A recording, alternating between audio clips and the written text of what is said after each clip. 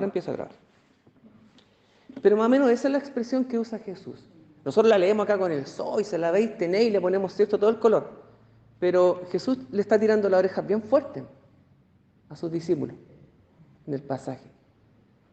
Es como que Jesús diga, ya, yo espero que tal vez el resto de los religiosos, de los tradicionalistas, no entiendan esta parte. Pero que a ustedes no les entre en la cabeza, me sorprende. Ser o estar sin entendimiento. Se espera que la multitud no entienda algunas cosas. Mire, a veces los domingos, ¿cierto? El pastor, el predicador, o en un día de semana, cuando sea, y esto lo vengo escuchando desde que yo soy niño en la iglesia, dice, yo traía otro mensaje preparado, pero como hay hartas visitas, ¿cierto? Entonces a veces cuando el pastor dice eso, los hermanos de la iglesia se relajan, porque piensan que el mensaje ya no es tanto para ellos, sino que es más para las visitas. Así por lo menos, no que nos educaron, pero nos criamos con los más viejos me hacen así, sí, ¿cierto? Así, escuchamos eso alguna vez en la iglesia.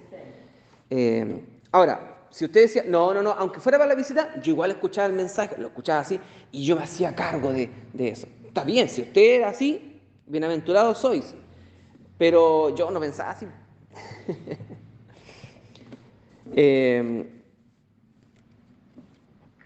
Ahora, si el pastor dice eso, probablemente podría decirnos, yo espero que la congregación, los que no son visitas, los que son de casa, ya saben lo que tienen que hacer.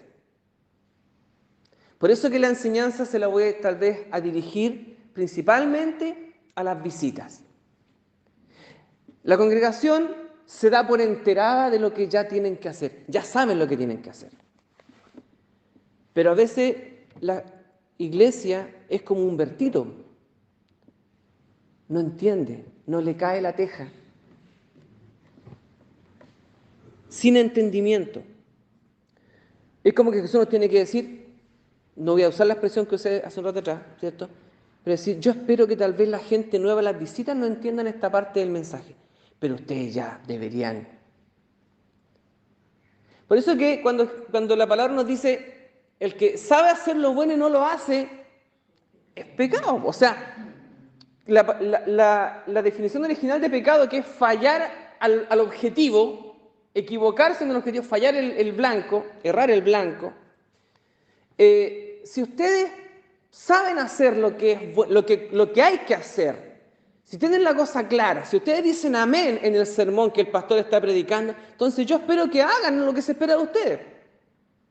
Si no lo hacen, entonces están fallando en la misión.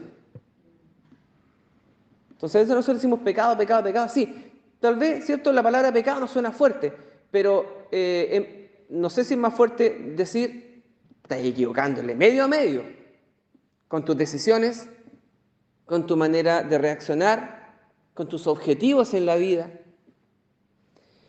Lo que decíamos en rato atrás, si piensas solo para ti y no piensas en el resto, estás equivocándote en el objetivo, estás fallando en el blanco, finalmente estás pecando. Pecar es, entonces, en ese sentido, es no le estás achuntando a lo que Dios espera de ti, a lo que Dios espera de nosotros. Marcos capítulo 7, versículos 18 y 19.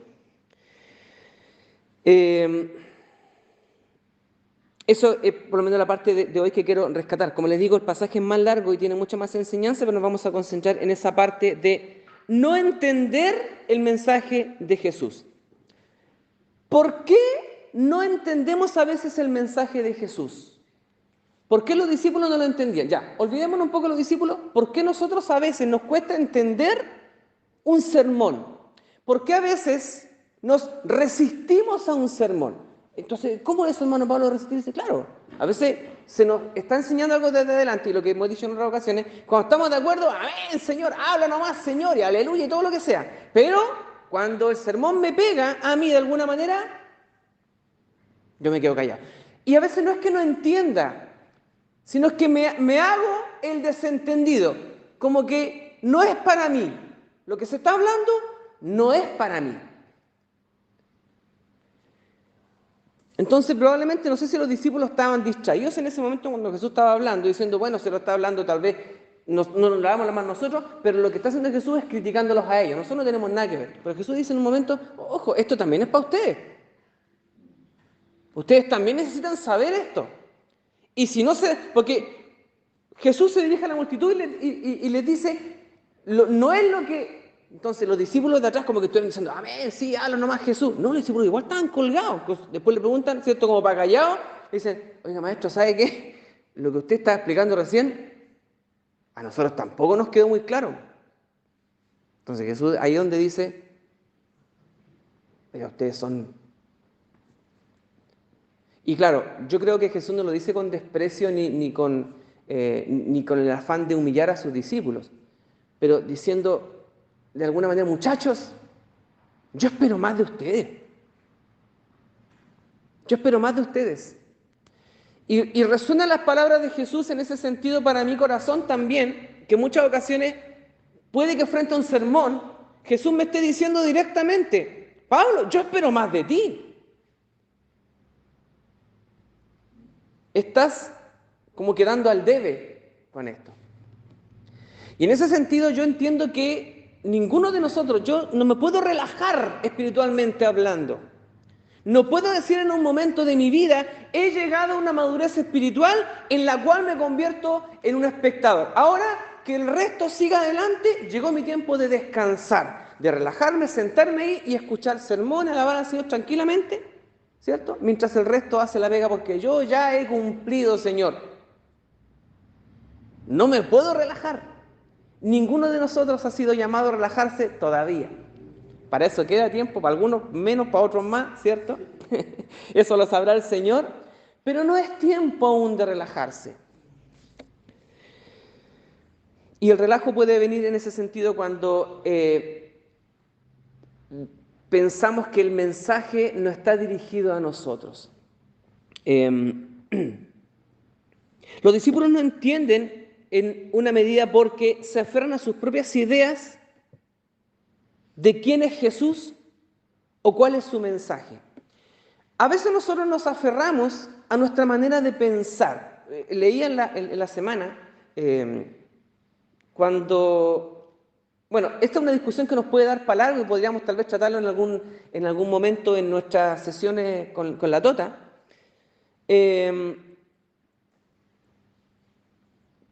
Alguien cuando conoce, en la pareja, no, es que yo lo conocí esperando que él pudiera cambiar, pero nunca cambió. ¿Has escuchado eso alguna vez? Sí. Eso pasa en otras partes, eso a nosotros no nos pasa nunca. O que diga, no, si él va a cambiar con el tiempo. Y otras personas dicen, no, tú no tienes que cambiar por el otro, tú tienes que seguir siendo auténtico, porque eso es negarse, ¿cierto?, su propia personalidad por complacer al otro. Entonces eso tiene un montón de vueltas que darle, ¿eh? Tiene un montón de vueltas que darle. Y nosotros, en nuestras relaciones, tenemos y traemos con nosotros muchas tradiciones, muchas costumbres que hemos heredado por tiempo. Y que hemos heredado desde que somos niños, por cómo nos criaron y todo lo demás. Entonces, cuando escuchamos un sermón, un mensaje, algo, si habemos 20 personas acá, van a haber 20 interpretaciones distintas. Y eso va a ser así. Es muy difícil alinearse con una sola conclusión. Por eso que es bueno lo que hacían los judíos, el pueblo de Dios, los antiguos, los rabinos, y cuando ellos se reunían a discutir la palabra, todos hablaban y podían sacar 20 conclusiones y todos crecían de esas 20 conclusiones distintas. Ninguna conclusión decía, yo tengo la razón, tú estás equivocado, y mi objetivo era demostrarte que estabas equivocado. No, ellos crecían juntos cuando compartían lo que habían concluido.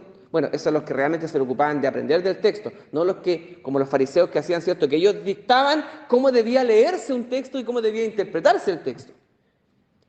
Pero la pureza de la palabra de Dios tiene que ver con eso también. que si el objetivo es crecimiento espiritual, la conclusión que vamos a llegar puede ser distinta a la que saque la Pati y a la que saque yo, pero ambas van a estar encaminadas en la búsqueda de la voluntad de Dios. Si finalmente somos bendecidos y bendecimos a otros y cumplimos el propósito de Dios, entonces nuestras conclusiones pueden ser distintas en aspectos, pero su fin va a ser un final de bendición.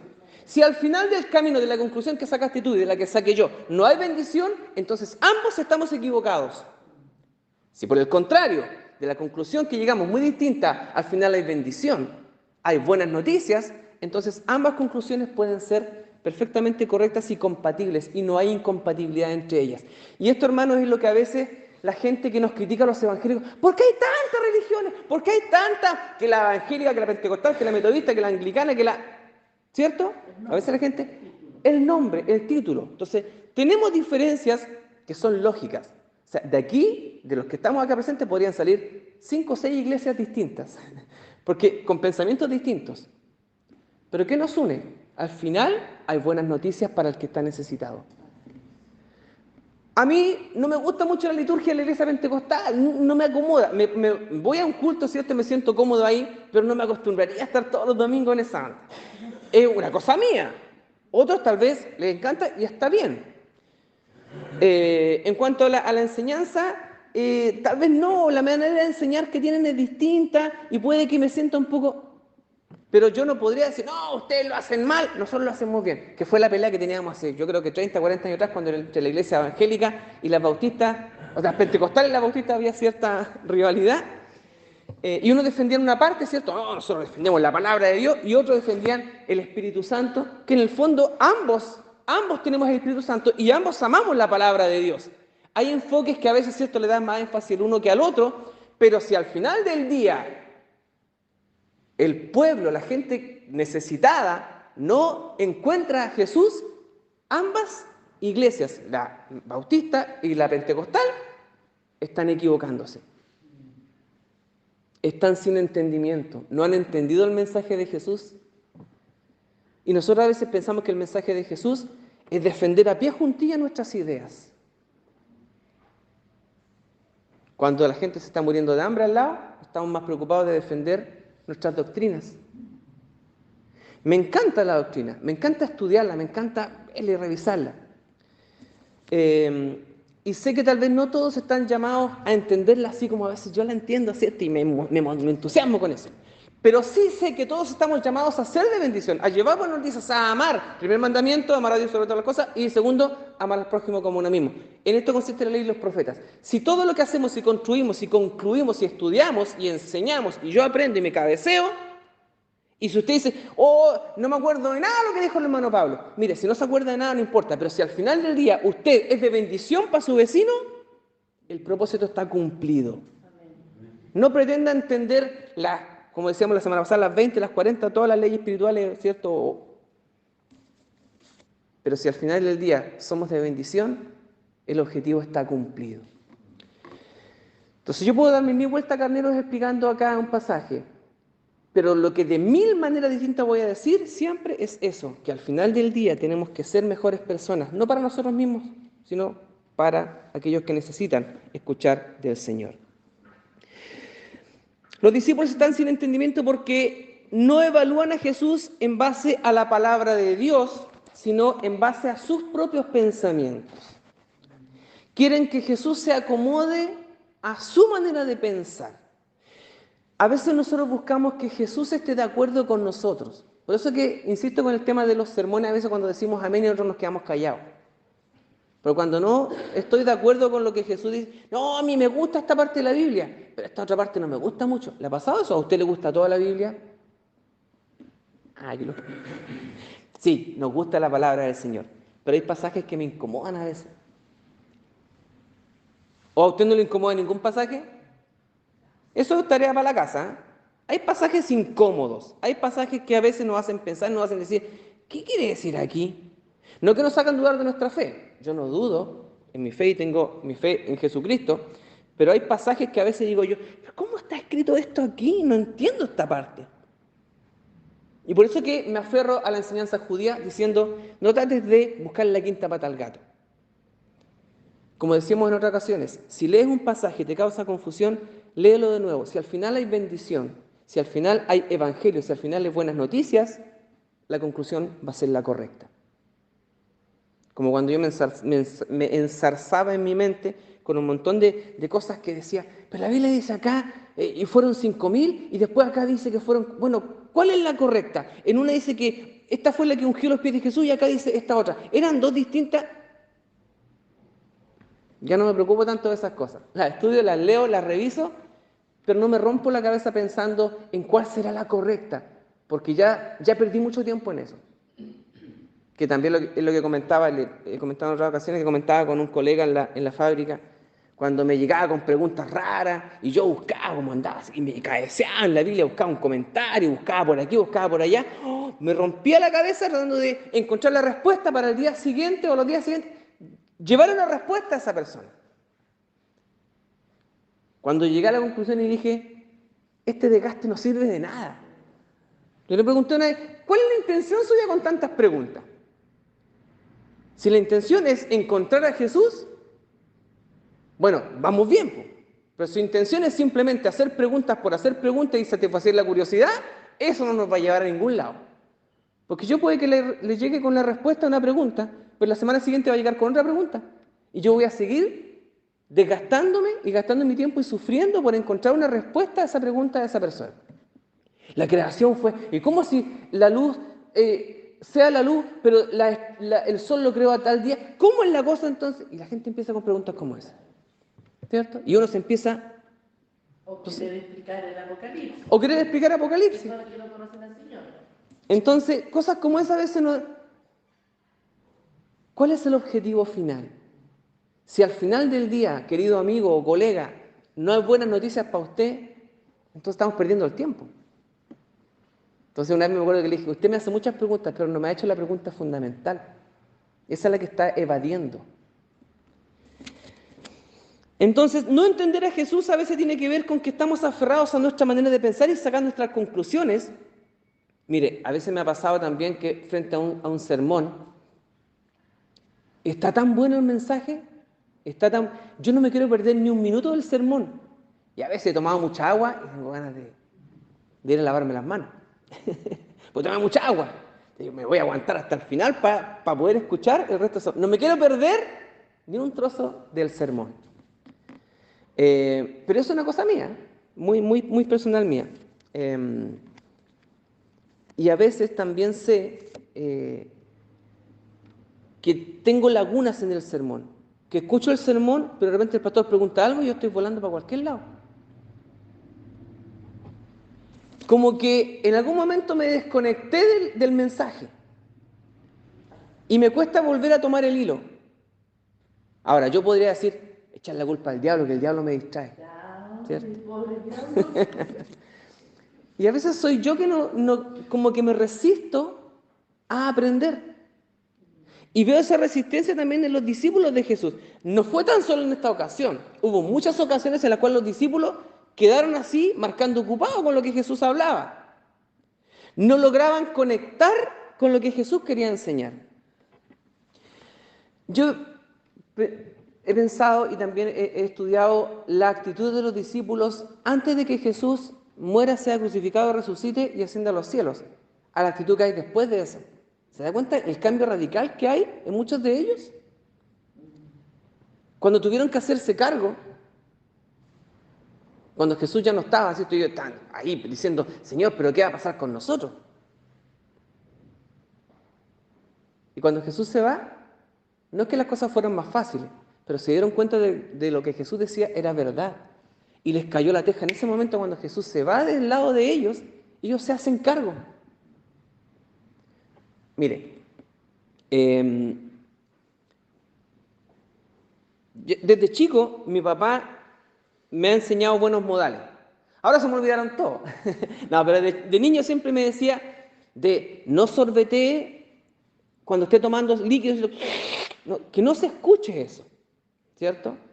Que límpiese acá, que los codos en la mesa, que muchos modales, muy aferrado a eso y defendía mucho el tema de los modales. Y yo veía que en la casa de mis amigos no tenían tantos modales como tenía yo. Sus padres no eran tan catetes como lo era el mío. No sé si el pensamiento de mi papá, que es lo que yo veo ahora, voy a decir, no sé si lo pensaste alguna vez o tal vez, no sé, yo no quiero que ustedes vayan a otra casa y me dejen en vergüenza. Pudiera ser, ¿cierto? Pudiera ser. Ahora, yo usé un sistema similar con mi hijo. Los modales en la mesa.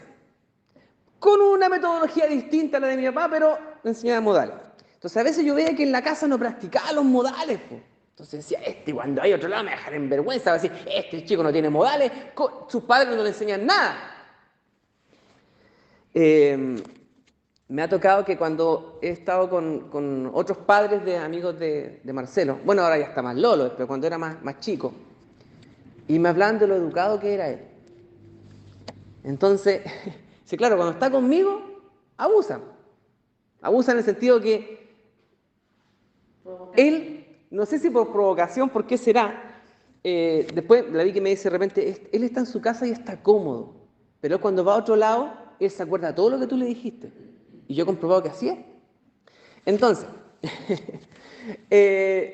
yo digo, entonces yo no tengo que estar presente para que tú te comportes como se espera de ti. Entonces pienso en Jesús también diciendo, cuando yo me vaya, no, Señor, no te vayas, no te vayas. No, es que si yo no me voy, ustedes nunca van a ejercer ni van a poner en práctica lo que yo les he enseñado. No sé si le ha pasado a veces eso, o de repente, no sé, las que son madres de niñas, aunque esto puede sonar muy machista, pero que le enseñaban a cocinar y ellas se manejan todas, pero dice, esta cuando se case no va a saber hacer ni una cuestión. Ustedes que después se casaron y eran geniales. En su casa, mientras estaba la mamá, flojeaban y todo, pero miraban, aprendían. Y una vez que ya no está la mamá, pusieron en práctica todo lo que sabían. No siempre se da. Idealmente, ¿cierto? Sería que, ojalá que cuando yo no esté, se acuerden de toda mi enseñanza. Y en muchos casos, yo creo que muchos han comprobado que así ha sido. Que así ha sido. ¿O qué va a hacer de cuando yo no esté? No, tú lo has enseñado. Así que cuando tú no estés, es lo más probable que, como ya no vas a estar, claro, mientras esté yo, le hago todo. Pero cuando yo no esté, él va a saber qué hacer. Espero que así sea. Y Jesús también yo creo que esperaba lo mismo de sus discípulos. Cuando yo no esté. Entonces dice, Jesús, no te vayas. Es que si yo no me voy, el Consolador no va a llegar, el Espíritu Santo no va a llegar. Y Él les va a recordar todo lo que yo les he enseñado.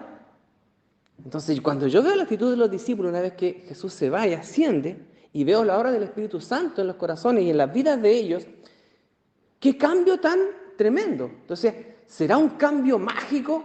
No, lo más probable es que así era como naturalmente se iba a dar y Jesús lo sabía.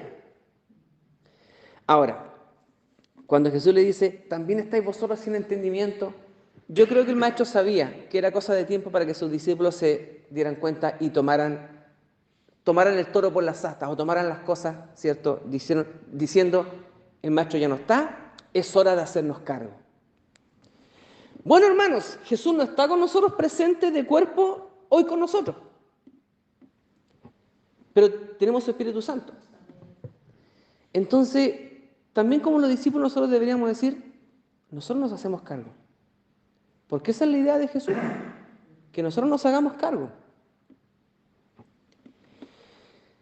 Pero, aferrados a nuestra manera de pensar, muchos creyentes le siguen dejando las cosas a Dios. No, yo sé que usted me entiende. Nosotros dejamos todo en las manos del Señor, pero yo sé que usted no quiere decir, yo dejo todo en las manos del Señor y me largo a dormir. ¿No es cierto? Espero que no sea así. Sino que una vez habiendo hecho todo, una vez habiéndose hecho cargo de lo que a usted le corresponde, usted descansa en las manos del Señor.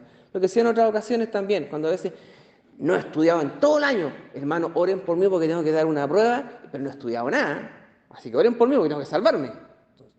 Yo no sé si voy a orar con tanta... Porque resulta que Dios ya te dio una cabeza, Dios ya te dio el tiempo necesario para estudiar y te dio maestros con muchas comodidades. Si tú no fuiste capaz de aprovechar esa bendición de lo que Dios puso en tu camino y ahora quieres que Dios te arregle la embarrada que dejaste, Si Dios lo hace, entonces Dios es un mal criador. Y porque yo entiendo a ese Dios que ama y que disciplina y que corrige, no al que consiente en todo. Algunos han dicho, yo soy el consentido de Dios. Bueno, y está bien, soy el regalón del Señor. Qué bueno sentirse, ser un regalón del Señor. Pero no para que, como el padre que consiente, le haga todo, para que nunca aprenda. Eso no es enseñanza, ¿cierto? Entonces entiendo a estos discípulos también que tienen que hacerse cargo de la enseñanza que Jesús está entregando. Hay que sacudirse la manera de pensar, de decir, Jesús lo hace todo. ¿Se acuerdan cuando estaban en la barca? ¡Ay, Señor, sálvanos que perecemos! Uy, pero ya, ¿cómo no tienen fe? Cuando Jesús usa estas expresiones de perplejidad, ¿cómo estáis así? ¿Cómo no tenéis fe? No es que, decía, no entiendo cómo me desespera esta gente. No creo que lo haya dicho así. ¿Ya? Sino tal vez en su humanidad Jesús expresaba acerca de ellos diciendo, no entiendo cómo ustedes pueden estar así, entonces no han conocido realmente quién soy yo. La expresión no entender o sin entendimiento quiere decir sin sentido o poco inteligente. Por eso es que la expresión que les decía esto a ustedes es como una expresión más fuerte. Jesús no les pregunta a los discípulos si tienen dificultades para entender en ese sentido. Si dice, ¿entiende esta parte? Sí, esta parte la entiendo, pero esta otra, aquí me cuesta un poco. Ya ver esta parte, ahora me queda claro. Jesús está diciendo, ustedes parece que no entienden nada. Y por eso es que la figura del Humbertito. ¿Se acuerdan del Humbertito? El tipo se hacía, pero vuelta carnero explicándole con gráfico y todo, y él al final seguía sin entender o entendía cualquier cosa, menos lo que el tipo o el chiste que le estaba contando. Se iba para cualquier lado y nunca se podía orientar con lo que le estaba contando su amigo. Y yo espero que nosotros no nos vayamos para cualquier lado con las enseñanzas de Jesús, sino que, insisto, puede que a veces entendamos algunas cosas de una manera, otras de otra, pero si al final del día hay bendición para el que está en necesidad, si hay buenas noticias, si hay evangelio, si hay amor expresado, entonces hemos entendido bien. Probablemente también la expresión se refiere a personas que han endurecido sus corazones en contra de la verdad. ¿Por qué endurecer el corazón? ¿Puede acaso un creyente, un hijo de Dios, endurecer su corazón? Tal vez al extremo no, al extremo de la perdición tal vez no, pero frente a ciertas misiones que tiene que cumplir sí puede endurecer su corazón.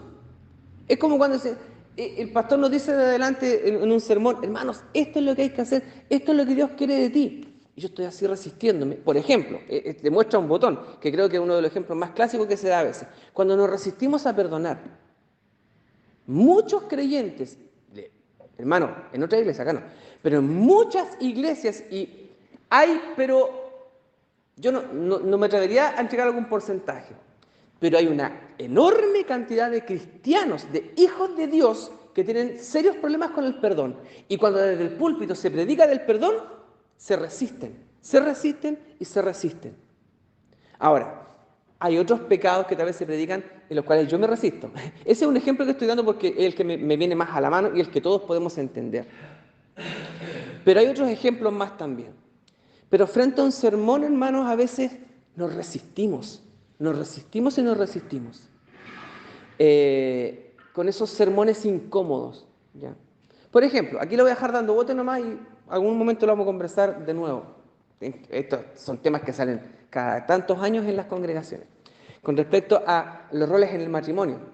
Cierto, ahí estoy pegando de repente porque, bueno, los que estamos casados todavía.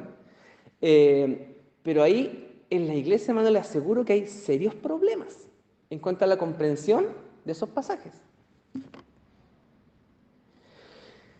Y algunos defenderán una postura y otros defenderán otra, y otros, muchos, serán los lesos con respecto a ese pasaje, porque no pasemos de largo por ahí. No, yo he escuchado a cristianos decir, no me gusta ese pasaje. Ahora, ¿cómo no lo vamos a analizar ahora? Pero ¿cómo lo veo yo? Si yo leo ese pasaje y al final del día, en mi relación matrimonial, logro ganar una discusión con respecto al pasaje, estoy equivocado. Si al final del día hay bendición para ambos, hay crecimiento y madurez y hay un hogar en paz, entonces hemos entendido bien el pasaje. No sé muchas cosas de las que quiere decir el pasaje todavía y me resisto a algunas de ellas, pero si al final del día, en mi relación, no hay bendición, entonces no he entendido el pasaje. Más que entender, más que concluir quién tiene la razón o cuál es la interpretación correcta, creo que la interpretación más correcta es aquella que nos lleva a bendición. No estoy negando el pasaje, pero digo, si hay bendición al final del día, entonces la interpretación es la correcta. No sé si me entiende la idea, hermano, con respecto a esto y con respecto a muchas otras cosas. Cuando saqué el ejemplo del perdón, aquí me puedo resistir y me puedo dar la vuelta a carnero de muchas maneras. Pero hay un acto innegable en el tema del perdón. El sermón del monte. Hay otras verdades que son ahí que ahí no hay vuelta que darle. Y a veces nos resistimos a esa enseñanza. Entonces, o no entendemos porque somos medio duros de cuesco o porque somos rebeldes. Pueden haber diversas razones. Endurecer el corazón. ¿Es posible que los creyentes endurezcan su corazón frente a un mensaje? Sí, es posible. Preguntas al final. ¿Cuánto provecho sacamos de todo lo que escuchamos? De lo que hemos escuchado hoy día acá. ¿Cuánto provecho sacamos de eso? De lo que escuchó en la mañana en el devocional de Sandra, que no son más de 3 minutos. Y acá que estoy en los 30 minutos ya que llevo exponiendo, ¿cuánto provecho sacamos de lo que escuchamos? Mientras más escucho, más provecho saco, no lo creo. Puedo escuchar un sermón de 30 segundos y recibir mucha enseñanza y efectuar un cambio de vida y sacar provecho. El provecho no es tanto en lo que hemos aprendido, sino en lo que vamos a practicar en base a eso.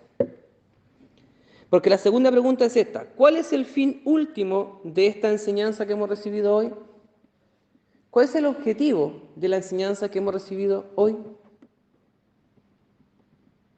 Y esto se aplica a cualquier sermón, a cualquier estudio, a cualquier devocional.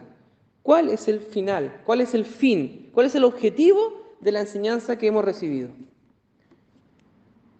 Lo he repetido varias veces a lo largo de esta media hora. Si no somos de bendición, si no llevamos buenas noticias al resto, hemos fallado el objetivo. Hemos errado el blanco, a fin de cuentas, hemos pecado delante del Señor. No seamos, como dice ahí, ¿cierto?, sin entendimiento, sino ser entendidos, ser sabios. Y termino con el pasaje Santiago 1:5.